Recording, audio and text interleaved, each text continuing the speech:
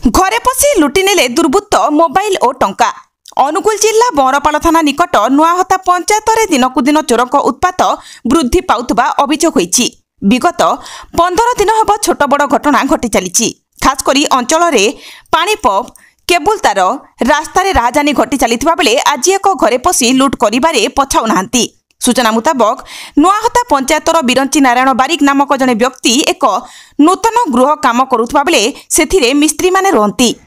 शुक्रवार राति मिस्त्री माने खाई सारी सोइथिबा बेले घर भितरे दुर्बृत्त माने पसी एक मोबाइल लुट होइथिबा बेले पाइथिबा दरमा 15,000 टंका लुटि निथिबा अभियोग होईछि। तेबे रिपोर्ट लेखाबा पर्यंत थाना रे अभियोग होई नथिबा सूचना मिलिछि।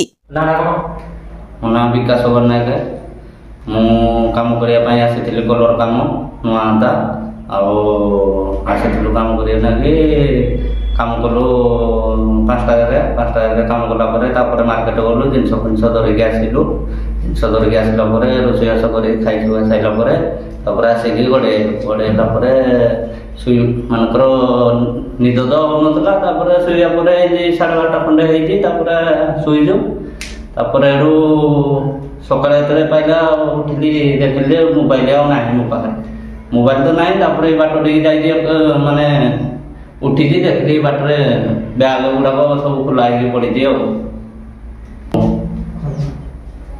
ମୋବାଇଲ ଚୋରି ହେଇଛି, ଆଉ ରଙ୍ଗ ଚୋରି ହେଇଛି, ଆଉ ପଇସା 15,000 ଭଳିଆ ଚୋରି ହେଇଛି। ଆଉ